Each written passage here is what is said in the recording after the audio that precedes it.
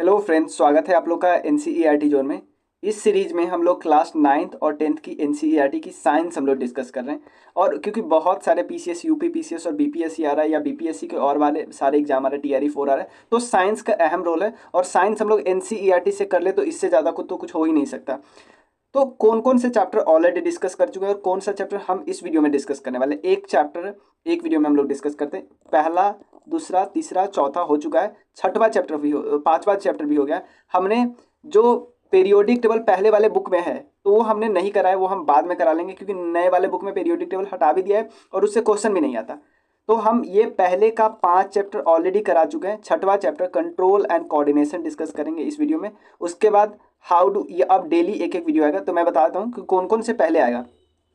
पहले control and coordination, फिर ये रिप्रोडक्शन, फिर लाइट, लाइट के बाद आएगा इलेक्ट्रिसिटी, मैग्नेटिक इफेक्ट, इन्वायरमेंट, फिर ह्यूमन आई, फिर हेरिडिटी।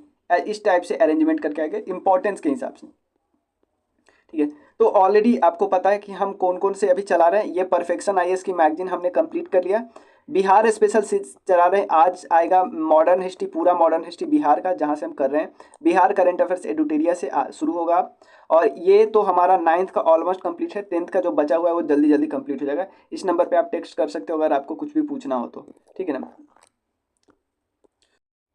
तो चलिए शुरू करते हैं। इस चैप्टर में हम कंट्रोल एंड कोऑर्डिनेशन डिस्कस करेंगे। मेन इस चैप्टर में कंट्रोल एंड कोऑर्डिनेशन में आएगा क्या, पहले मैं एक बार बता देता हूँ। 2 टर्म आएगा, एक नर्वस सिस्टम यानी पूरा ब्रेन वाला पार्ट इसमें डिस्कस करेंगे, और एक हम डिस्कस करेंगे हॉर्मोन्स के पास, चाहे चाहे एनिमल हार्मोन हो या प्लांट हार्मोन हो, तो पूरा हम डिस्कस करेंगे इस चैप्टर में। हार्मोन जैसे कौन कौन से हार्मोन होते हैं वो सब कुछ हम डिस्कस करने वाले हैं।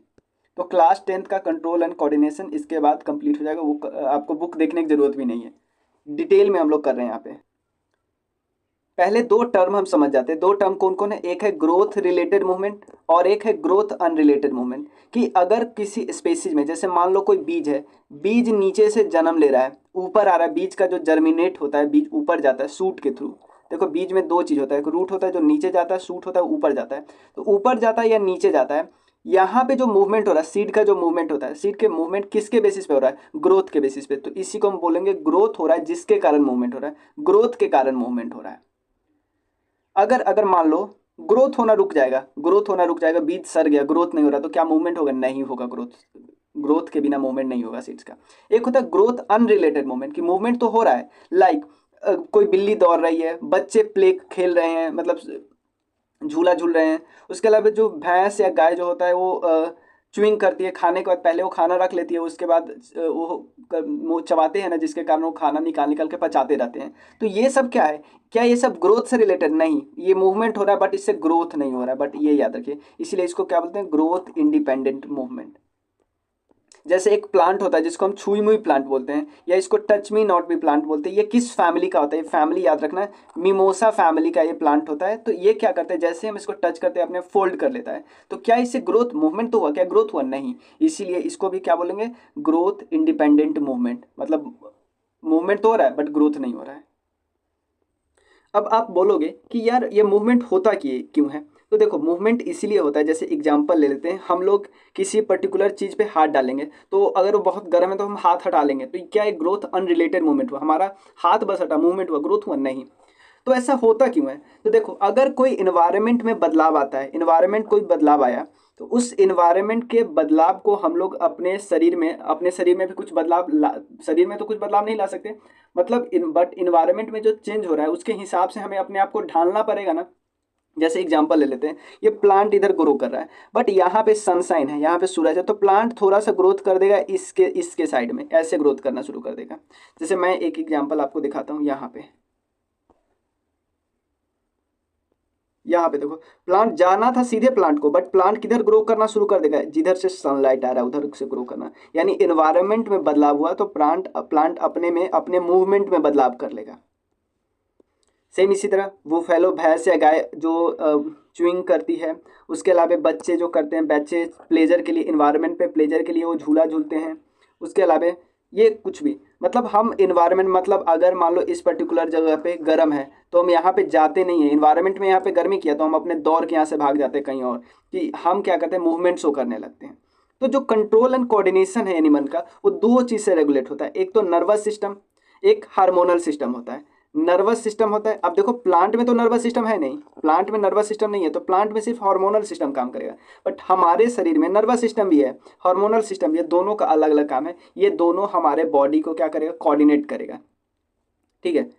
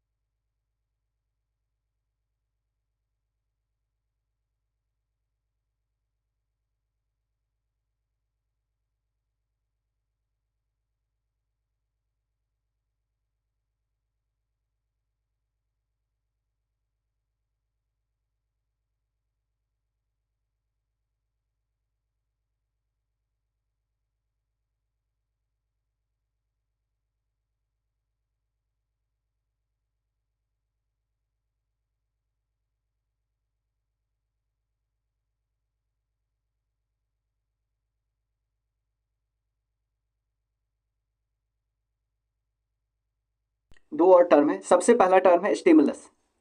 स्टिमुलस एक टर्म है और एक होता है रेस्पॉन्स। स्टिमुलस का मतलब होता है इन्वायरमेंट में जो बदलाव आएगा। इन्वायरमेंट में मान लो कम गर्मी है, ज़्यादा गर्मी आ गया, ज़्यादा ठंडी आ गया, तो इन्वायरमेंट में जो बदलाव आएगा उसको हमारे सेंस ऑर्गन डिटेक्ट करेंगे। और सेंस ऑर्गन जो डिटेक्ट करेगा उस तो हमारे, मैं एक ऑर्गेनिज्म हूँ तो मेरे में बदलाव आएगा ना कुछ तो बदलाव आएगा। तो जो इन्वायरमेंट में जो बदलाव आया उसको स्टिमुलस बोलेंगे। बट उस इन्वायरमेंट के कारण हमने जो रिस्पॉन्स किया, हमारा रिस्पॉन्स फिजिकल भी हो सकता है, बिहेवियरल भी हो सकता है, सेलुलर भी हो सकता है, कुछ भी हो सकता है, उसको हम रिस्पॉन्स बोलते हैं। मतलब स्टिमुलस मतलब इन्वायरमेंट में बदलाव, इन्वायरमेंट में बदलाव का हम पे क्या इंपैक्ट पड़ा है उसको रिस्पॉन्स बोलेंगे। सिंपल। रिस्पॉन्स में क्या हो सकता है, मसल कॉन्ट्रैक्शन भी हो सकता है, ग्लैंड सिक्रीशन भी हो सकता है, ब्रेन का एक्शन भी हो सकता है, कुछ भी। जैसे एग्जांपल लगा कि हमें बहुत, जैसे मैं जा रहा था जंगल, वहाँ पे मैंने शेर को देख लिया, मुझे भागना है ना, मैं उसे लड़ नहीं सकता, भागना है, तो मेरे शरीर में जो एक एड्रेनल टाइप का, जो एड्रेनल करके एक हार्मोन है, वो रिलीज होगा। वो रिलीज क्या होता है, वो रिलीज जब मुझे कोई फियर दिखेगा तो मुझे भागना है ना, तो वो रिलीज होगा हमारे शरीर में, तो वो हमें भागने में मदद करेगा। तो ये कुछ भी हो सकता है, यानी ग्लैंड सिक्रीशन भी हो सकता है, ब्रेन एक्शन कर सकता है कि भागो, ठीक है ना, मसल कॉन्ट्रैक्शन हो सकता है, कुछ भी हो सकता है। तो इन्वायरमेंट में बदलाव और उसका हमारे बॉडी में बदलाव। अब चलिए देखो, mode of transmission nerves impulse में कैसे कैसे होता है, मैं यहाँ पे आपको बहुत आसानी से समझा देता हूँ। समझो कि ये एक नर्व सेल है, नर्व सेल, उसका जो बेसिक यूनिट होता है उसको क्या बोलते हैं, न्यूरॉन्स बोलते हैं। क्या बोलते हैं, न्यूरॉन्स। अब यहाँ पे सबसे पहले हम ये न्यूरॉन्स जो है, ये न्यूरॉन्स, ये नर्व सेल का पार्ट है। यहाँ पे एक चीज देखिए, जो नर्व सेल या न्यूरॉन्स हम बोलते हैं, वो स्ट्रक्चरल और फंक्शनल यूनिट किसका है, नर्व सेल, नर्वस सिस्टम का। तो इसमें सबसे पहले क्या है, यहाँ ये हमारे एक मान लो सेंस ऑर्गन का नर्व सेल है, न्यूरॉन्स है। न्यूरॉन्स बोले या नर्व सेल बोले एक ही चीज है। और ये बहुत सारे सेल्स मिलकर टिश्यू बनाते हैं ना, तो बहुत सारे सेल्स मिलकर टिश्यू कौन सा बनाएंगे, नर्वस टिश्यू बनाएंगे। तो यहाँ पे मान लो हमारे सेंस ऑर्गन का ये न्यूरॉन्स है, यहाँ पे हमें कुछ रिसेप्टर हुआ, कुछ हमें पता चला, ये पहले यहाँ पे जाएगा, सेल बॉडी में जाएगा, सेल बॉडी से कहाँ, एक्सॉन्स के थ्रू कहाँ पे जाएगा, नर्व के एंड में जाएगा, एंड में गया। अब यहाँ पे एक स्पेस है, इस स्पेस को बोलते हैं साइनापेस। अब ये क्या हो गया, यहाँ पे एक केमिकल रिलीज करेगा, केमिकल रिलीज करेगा, उसको बोलते हैं न्यूरो ट्रांसमीटर। यहाँ पे केमिकल रिलीज किया। अब ये जो एक्सॉन का एंड है, यानी नर्व्स का एंड है, यहाँ जो एंड है ना, उसके बाद एक दूसरे नर्व सेल का कौन सा क्या स्टार्ट हो जाएगा, डेंड्राइट। तो एक नर्व सेल अपना इंफॉर्मेशन दूसरे नर्व सेल को देगा, फिर इसके एंड से फिर तीसरे को देगा, इसके एंड पे फिर चौथे को देगा, ऐसे हो रहा है। तो जरूरी नहीं है कि सिर्फ नर्वस सिस्टम का ध्यान देना, यहाँ पे हो सकता है नर्वस सिस्टम का सेल था, एक नर्वस सिस्टम का सेल दूसरे नर्वस सिस्टम को दिया। बट ऐसा भी हो सकता है एक बार नर्वस सिस्टम हमारे बॉडी के किसी और पार्ट को भी इंस्ट्रक्शन दे सकता है। मान लो मसल को इंस्ट्रक्शन दे सकता है कि भाई ये चीज़ गर्म है, यहाँ से भागो, इसमें से हाथ हटाओ। तो एक हो सकता है नर्वस सेल दूसरे नर्वस सेल को इंस्ट्रक्शन दे सकता है। और ये भी हो सकता है ये लास्ट में हमारे मसल को भी इंस्ट्रक्शन दे सकता है। समझ में आया? इसी को बहुत आसानी डिटेल में लिखा हुआ है, यहाँ पे मैं बताता हूँ। सबसे पहले क्या होता है, एक इलेक्ट्रिक इम्पल्स जनरेट होता है when information is required at the end of dendrite, मतलब नर्व सेल का एक टिप था डेंड्राइट, वहाँ पे इंफॉर्मेशन को एक्वायर किया जाता है। अब इलेक्ट्रिक इम्पल्स जब क्रिएट होता है when stimulus causes rapid change in electric charge of neurons membrane, मतलब क्या हुआ कि स्टिमुलस का मतलब है एनवायरनमेंट में बदलाव, उससे क्या हो रहा है, नर्व सेल कुछ ना कुछ रिस्पॉन्स करेगी। अब ये इम्पल्स ट्रेवल होकर डेंड्राइट के थ्रू कहाँ जाएगा, सेल बॉडी में जाएगा, सेल बॉडी से लंबा वाला नहीं था, एक्सॉन पे जाएगा, उसके बाद एंड में जाएगा। इतना हमने कर लिया था। डेंड्राइट से सेल बॉडी जाएगा, एक्सॉन में जाएगा, फिर एंड में जाएगा। इतना क्लियर? अब हुआ क्या, एक्सॉन के लास्ट में इलेक्ट्रिक इम्पल्स क्या करेगा, एक केमिकल रिलीज करेगा जिसको क्या बोलते हैं, न्यूरोट्रांसमीटर। कहाँ पे, साइनापेस में। साइनाप्स क्या है, साइनाप्स क्या है, ये दो न्यूरॉन के बीच का जंक्शन है। एक पहला एक्सॉन एंड हो रहा है और दूसरा डेंड्राइट शुरू हो रहा है। समझ में आया? पहले का, ऐसे तो करोड़ों हमारे में होगा, पहले का एक्सॉन एंड हो रहा है और दूसरे का डेंड्राइट शुरू हो रहा है, यहाँ से दूसरे का डेंड्राइट होगा ना, तो इन दोनों के बीच के स्पेस को बोलते हैं साइनैप्स बोलते हैं। और दिस केमिकल जो न्यूरोट्रांसमीटर होगा वो साइनैप्स को क्रॉस करेगा और फिर से दूसरे डेंड्राइट पे चला जाएगा। मतलब ये एक स्पेस है, एक नर्व सेल दूसरे नर्व सेल के बीच के स्पेस को बोलते हैं साइनैप्स। ठीक है, अब ये लास्ट में मान लो क्या हुआ, लास्ट में सारा न्यूरॉन्स खत्म हो गया, मतलब कि अब इसको किसको भेजना है, अब ये मान लो मसल्स को भेज सकता है इंफॉर्मेशन, मसल्स को, ग्लैंड को, टिश्यू को या सेल को, जो उस रेस्पॉन्ड करेगा उस स्टिमुलस को, जो नर्वस सिस्टम का जो स्टिमुलस था ना, यानी ये एक इन्वायरमेंट हो गया, इन्वायरमेंट में बदलाव, तो इसके रेस्पॉन्स में हमारा मसल बदलाव करने लगेगा, मसल हमारा हाथ हटा लेगा उस गर्म चीज़ पर से। नर्वस टिश्यू क्या होता है, वही बात कि बहुत सारे सेल यानी बहुत सारे न्यूरॉन से मिलके बना है। ये स्पेशलाइज होता है इन्फॉर्मेशन को एक जगह से दूसरी जगह कंडक्ट करने में, एक जगह से दूसरी जगह ले जाने में। न्यूरॉन्स के जो जो हमने देख ही लिया था, डेंड्राइट क्या है, जहाँ से इन्फॉर्मेशन आता है, फिर इलेक्ट्रिक इम्पल्स यहाँ से होकर इधर जाता है, फिर साइनेप्स वो जगह स्पेस खाली जगह है। अब दो टर्म है, एक है रेफ्लेक्स एक्शन और रेफ्लेक्स आर्क। तो आर्क तो पहले समझिए इस टाइप का होता है कि पहले स्टिमुलस आएगा सेंसरी न्यूरॉन के पास, फिर स्पाइनल कॉर्ड के पास, फिर मोटर न्यूरॉन के पास, फिर इफेक्टर। ये जो इस टाइप का बना है उसको आर्क बोलते हैं, रेफ्लेक्स आर्क। ठीक है, बट एक और टर्म होता है, पहले होता है term reflex action. Reflex action समझते हैं, ये बहुत देखो, इसमें इस रिफ्लेक्स एक्शन में इन्वॉल्वमेंट नहीं होता ब्रेन का। ब्रेन का देखो, हम जब सेंट्रल नर्व, देखो अभी हम आगे डिस्कस करेंगे, यहाँ पे नर्वस सिस्टम के दो प्रकार डिस्कस करेंगे, सेंट्रल नर्वस सिस्टम और एक peripheral nervous system. Central nervous system में दो चीज़ की जरूरत है, ब्रेन और spinal cord.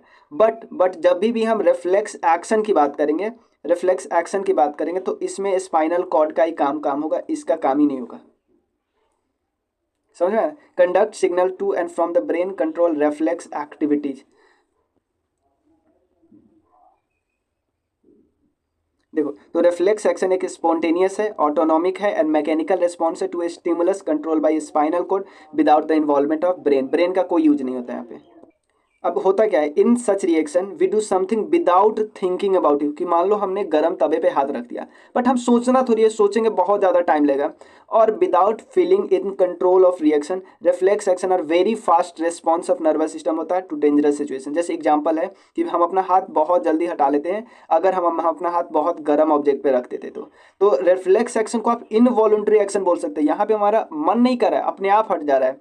They can not be control as per our will, they occurs automatically. हमें लगेगा, आराम से आपसे पूछा सकते हैं, अगर आप किसी गर्म चीज़ पे हाथ डाले हो तो आप जो हाथ हटा रहे हो क्या वो वॉलंटरी एक्शन है? नहीं, वो इनवॉलंटरी एक्शन है। आपका उसमें कोई कंट्रोल नहीं है, आपका विल नहीं है उसमें, आपका जो हाथ हट जा रहा है। अब रिफ्लेक्स आर्क क्या होता है? ठीक है, रिफ्लेक्स एक्शन समझिए, रिफ्लेक्स आर्क समझते हैं। देखो, रिफ्लेक्स एक्शन जो होता है ना, वो किस तरह से काम करता है उसी को सजाया गया आर्क में। ऐसा नहीं कि हम रिफ्लेक्स आर्क को बोलेंगे वो वॉलंटरी एक्शन है, उसमें आपका विल काम करता है, नहीं, वो भी इनवॉलंटरी एक्शन है। सेम ही चीज़ की हम बात करें ना, इसमें बस वो स्टेप बाय स्टेप बताते हैं क्या हो रहा है। सबसे पहले देखो, सेंस ऑर्गन के पास कुछ रिसेप्टर आया, रिसेप्टर जो हम लोग आता है इसके पास, इन्वायरमेंट में कुछ बदलाव आया, वो हमारे सेंसरी न्यूरॉन्स के पास चला गया, सेंसरी न्यूरॉन्स के पास बाद स्पाइनल कॉर्ड में गया, स्पाइनल कॉर्ड से मोटर न्यूरॉन के पास गया, उसके बाद हमारे मसल पे गया। इसके कारण हमारा मसल्स ने मूवमेंट किया और डैमेज से बचाया। इस आर्क जो बनता है इस टाइप का, उसको रिफ्लेक्स आर्क बोलते हैं। याद रख सकते हैं, पहले रिसेप्टर, स्टिमुलस रिसेप्टर, फिर सेंसरी न्यूरॉन्स, फिर स्पाइनल कॉर्ड जो रिले न्यूरॉन बोलते हैं, फिर मोटर न्यूरॉन और फिर इफेक्टर मसल। नर्वस सिस्टम के प्रकार समझते हैं, बहुत ध्यान से समझिएगा। दो प्रकार होते हैं, एक सेंट्रल नर्वस सिस्टम जो ब्रेन और स्पाइनल कॉर्ड होता है। अब देखो, ब्रेन और स्पाइनल कॉर्ड से अलग अलग से जो अटैच होता है ना, उसको हम पेरिफेरल नर्वस सिस्टम बोलते हैं। ये जो पार्ट है ये वाला, ये एक्चुअली पेरिफेरल नर्वस सिस्टम है। तो सेंट्रल नर्वस सिस्टम कौन कौन हुआ? ब्रेन हुआ, ये क्या करता है? रिसीव और प्रोसेस करता है सेंसरी इन्फॉर्मेशन को, इनिशिएट करता है, कोई भी रिस्पॉन्स स्टोर करता है, जो भी मेमोरी ऑफ थॉट जो हमारे अंदर आता है, इमोशन, उसको स्टोर करता है। स्पाइनल कॉर्ड क्या करता है? Conduct signal to and from the brain. और एक तो ब्रेन जो भी सिग्नल देती है वो काम करता है, इसके अलावा बिना ब्रेन के सिग्नल के भी काम करता है, रिफ्लेक्स एक्शन को कंट्रोल करता है। पेरिफेरल में कौन है? एक तो मोटर न्यूरॉन है। मोटर न्यूरॉन कहाँ से कहाँ तक गया? सेंट्रल नर्वस, इसको क्या, सेंट्रल नर्वस सिस्टम से इफेक्टर मसल के बीच, ठीक है ना, central nervous system to muscles and gland. और यहाँ पे क्या है? Sensory organ to central nervous system. समझ में आया ना? मतलब यहाँ से आ रहा है और इससे हमारे नर्वस सिस्टम पे कोई इम्पैक्ट पड़ रहा है। अब nervous system, central nervous system के पास है, उससे हमारे मसल में क्या बदलाव आएगा, हमारे ग्लैंड से क्या रिलीज होगा। जैसे मान लो कुछ डर आया तो एड्रेनल ग्लैंड से कुछ रिलीज होगा, और भी ग्लैंड बहुत सारे, उससे कुछ रिलीज होगा। और मोटर न्यूरॉन के दो प्रकार है, एक है सोमैटिक नर्वस सिस्टम, एक है autonomic nervous system. Somatic voluntary movement को कंट्रोल करता है, ऑटोनॉमिक ऑब्वियसली इनवॉलंटरी रिस्पॉन्स को रिस्पॉन्स करता है। और जो ऑटोनॉमिक के भी दो प्रकार होता है, सिंपैथेटिक नर्वस सिस्टम, एक पता है पैरासिम्पैथेटिक नर्वस सिस्टम। चलिए अब ब्रेन क्या है? मेन कोऑर्डिनेटिंग सेंटर है बॉडी का, ये हमें क्या पता है। और सेंट्रल नर्वस सिस्टम की जब हम बात करते हैं उसमें दो चीज़ आता है, ब्रेन आता है और स्पाइनल कॉर्ड आता है। और ये नर्व से बन के बना है, न्यूरॉन से मिलके बना है। They receive information from all part of the body or integrate. सारे बॉडी के पार्ट इन्फॉर्मेशन किसको देते हैं? ब्रेन को देते हैं। अब देखो, communication between central nervous system कौन है? ब्रेन है और स्पाइनल कॉर्ड है। तो ब्रेन से और स्पाइनल कॉर्ड से जो बाकी पार्ट अटैच होता है उसको हम बोलते हैं पेरिफेरल नर्वस सिस्टम। तो देखो, अगर ब्रेन जिसको हम क्रेनियल नर्व बोलते हैं, स्पाइनल कॉर्ड जिसको स्पाइनल नर्व बोलते हैं, ठीक है ना, तो जो नर्व ब्रेन से राइज होता है उसको हम क्रेनियल नर्व बोलते हैं। और क्रेनियल नर्व भी एक प्रकार का पेरिफेरल नर्व है, और स्पाइनल नर्व भी एक प्रकार का पेरिफेरल नर्वस सिस्टम है। मतलब दोनों को आपस में क्या बोलते हैं? Central nervous system. बट इन दोनों से जो अलग अलग अटैच है इसको बोलेंगे peripheral nervous system. Brain allow us to think and take action based on that thinking. मतलब ये थिंकिंग करने पर मजबूर करता है और थिंकिंग के हिसाब से आप काम करते हो। The action based on our will, इसको वॉलंटरी एक्शन बोलते हैं। जैसे एग्जांपल, लिखना, चलना, क्लैपिंग, प्रोग्राम के बाद क्लैप करना। ब्रेन क्या करता है? मसल को मैसेज सेंड करता है, ठीक है ना। This is the second way in which nervous system communication with muscle. तो एक तो सिस्टम हमने रिफ्लेक्स एक्शन वाला देख लिया था, एक और होता है जब ब्रेन खुद इन्वॉल्व होता है, जब हमारा विल इन्वॉल्व होता है। तो रिफ्लेक्स एक्शन अलग काम है, वहाँ पर ब्रेन की जरूरत नहीं पड़ती। ब्रेन की जरूरत पड़ती तो मतलब वॉलंटरी होता है ना, वो दोनों इनवॉलंटरी है। ब्रेन की वहाँ पे जरूरत नहीं है, यहाँ पे बस किसकी जरूरत है? वहाँ पे बस स्पाइनल कोड से काम चल जाएगा, बट यहाँ पे ब्रेन की जरूरत है। ब्रेन के पार्ट कौन है? तीन पार्ट में हम एक फोर ब्रेन बोलते हैं, जिसमें हम बोलते हैं सेरेब्रम। फोर ब्रेन में कौन पार्ट है? सेरेब्रम। और एक जो मिड ब्रेन बोलते हैं, मिड ब्रेन। और एक होता है हिंड ब्रेन, जिसको सबसे नीचे वाला ब्रेन बोलते हैं। उसमें पोन्स आता है, मेडुला आता है, सेरेब्रम आता है। देखो, सेरेब्रम एक होता है सेरेवेलम। सेरेब्रम किस ब्रेन का पार्ट है? फोर ब्रेन का पार्ट है। और हिंड ब्रेन का पार्ट कौन है? सेरेवेलम। ये पूछ लेता है कि कौन सा हिंड ब्रेन का पार्ट है, कौन मिड ब्रेन का पार्ट है, और कौन सेरेबेलम। अब देखो, ब्रेन को तीन पार्ट में बता ही दिया। अब देखो, बहुत इंपॉर्टेंट, जो सबसे मेन थिंकिंग पार्ट वाला ब्रेन होता है उसको बोलते हैं फोर ब्रेन। यहाँ पे रीजन होता है, सेंसरी एरिया होता है, जो सेंसरी इम्पल्स को इकट्ठा करता लेता है। जैसे मान लो हम सुनते हो, हियरिंग, स्मेल या साइट, ये सब कहाँ पे होता है? फोर ब्रेन में होता है। तो आपको हियरिंग वाला एरिया, ऑडिटरी एरिया, जो सेपरेट, और सबके लिए सेपरेट पार्ट होता है हमारे ब्रेन में, कि ये एरिया जहाँ पे ब्रेन क्या करेगा? सुनेगा, यहाँ पे स्मेल करेगा, यहाँ पे देखेगा। उसके बाद there are separate association area where the sensory information is interpreted by putting it together with information from other receptor as well as with information that already store. देखो होता क्या है, जैसे हमने एक साथ, जैसे आप अभी क्या कर रहे हो, आपका ब्रेन हियरिंग वाला भी काम कर रहा है, साथ में साथ आपका साइट वाला भी काम कर रहा है। तो ये दोनों इन्फॉर्मेशन को ब्रेन इकट्ठा किया और इकट्ठा करके आपको एसोसिएट कर दिया, यही ना। या हो सकता है, अब मैंने आप लोग को कुछ ब्रेन वर्ड बोला, तो हो सकता है ब्रेन से रिलेटेड आपको काफ़ी कुछ याद हो ऑलरेडी। अब देखो इतना क्लियर है ना। फोर ब्रेन में एक सेपरेट पार्ट हंगर के लिए भी होता है, जब हमें सेंसेशन आता है।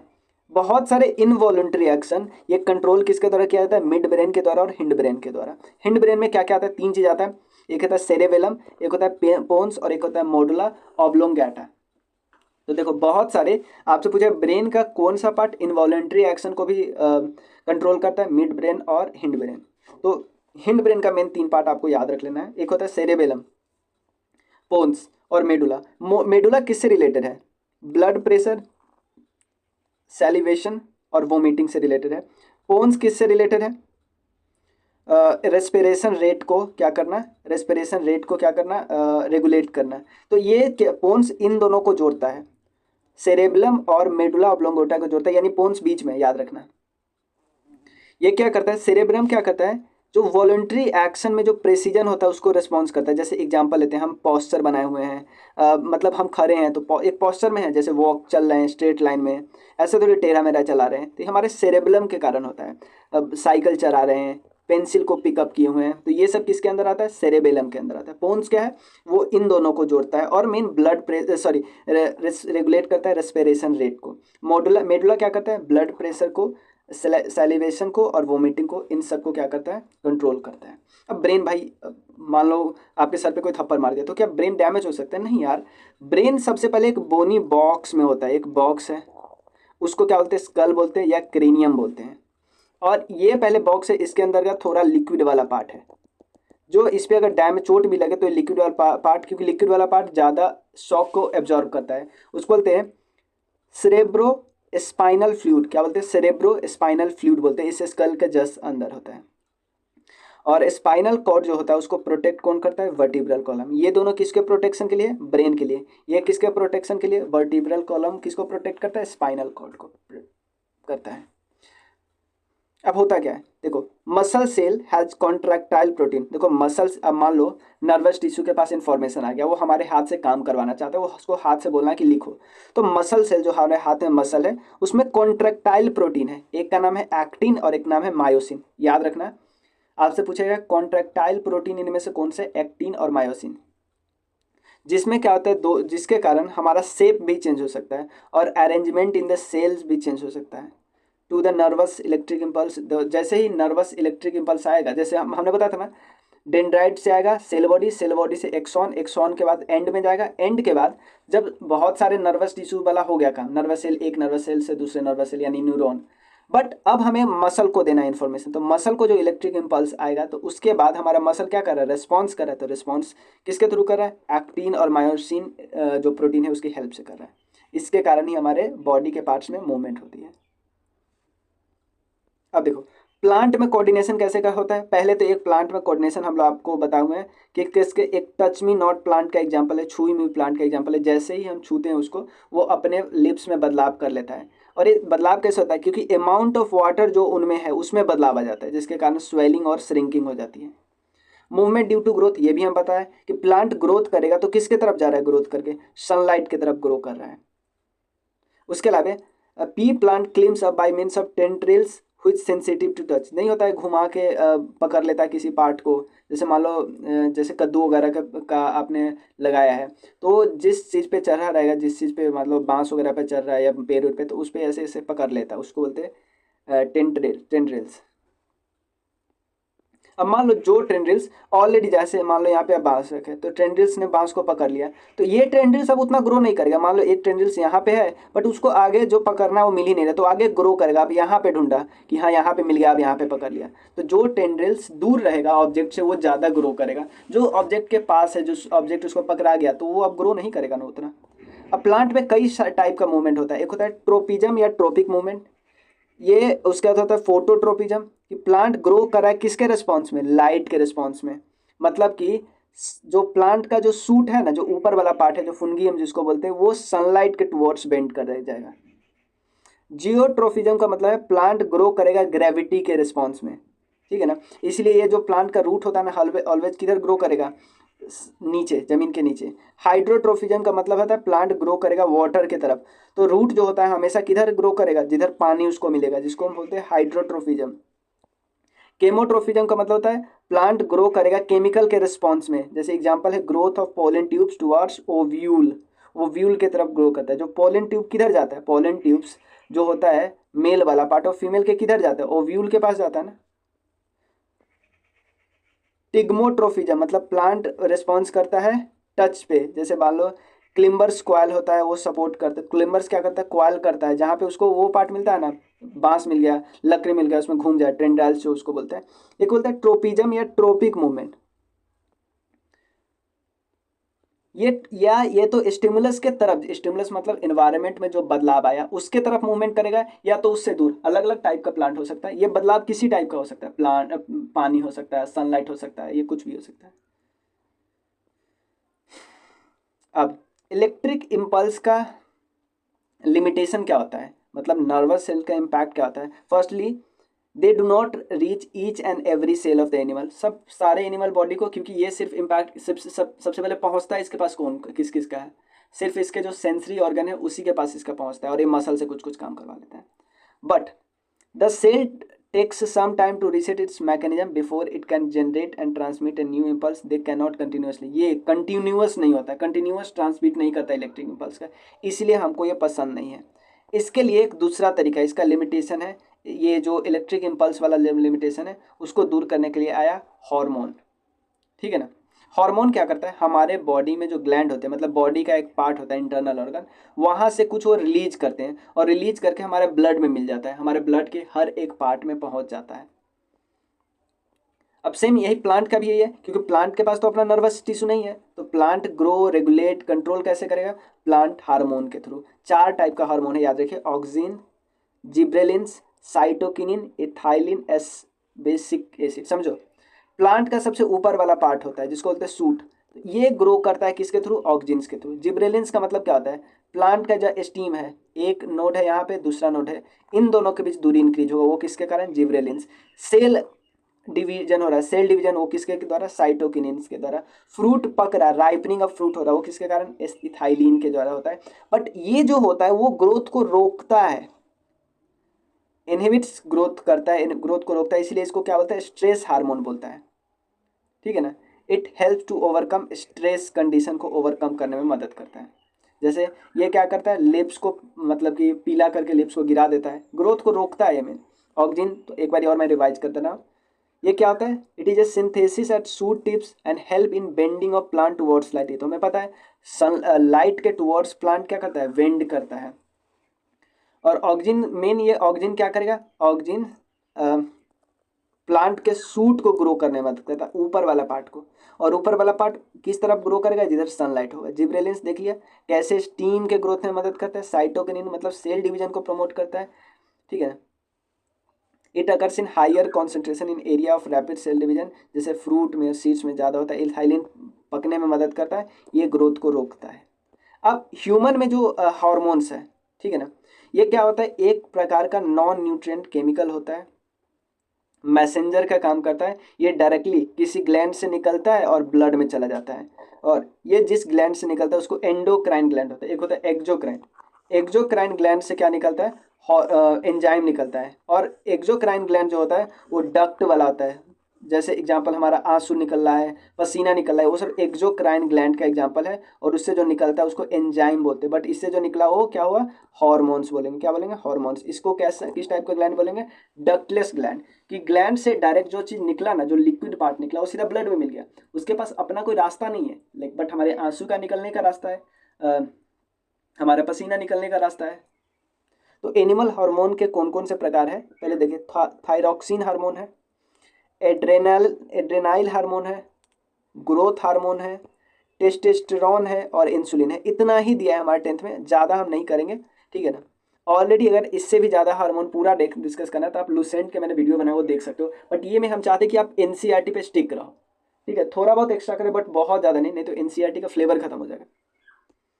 अब देखो होता क्या है, थायरॉक्सिन हार्मोन है, ये होता क्या है, देखो iodine necessary for thyroxine gland to make thyroxine hormone. मतलब अब मान लो हमारा एक ग्लैंड है, ये ग्लैंड कुछ रिलीज करता है थायरॉक्सिन हार्मोन। अब ये हार्मोन का काम क्या है, हार्मोन का काम है कि कार्बोहाइड्रेट प्रोटीन और फैट के मेटाबॉलिज्म को रेगुलेट करना, ताकि हमारे ग्रोथ का जो बैलेंस हो ना बिल्कुल बराबर हो। बट ये जो थायरोक्सिन निकलता था, थायरोक्सिन निकल रहा है किससे, किस ग्लैंड से, थायरॉयड ग्लैंड से। तो थायरोक्सिन के निकलने में, थायरोक्सिन के सिंथेसिस में बहुत ज़्यादा रोल कौन प्ले करता है, आयोडीन। अगर हम मान लो हमारे शरीर में आयोडीन की कमी हो गई तो थायरोक्सिन अच्छे से रिलीज नहीं होगा, थायरोक्सिन अच्छे से रिलीज नहीं होगा तो हमारे बॉडी में ये रेगुलेट अच्छे से नहीं होगा, इसका मेटाबॉलिज्म अच्छे से रेगुलेट नहीं होगा।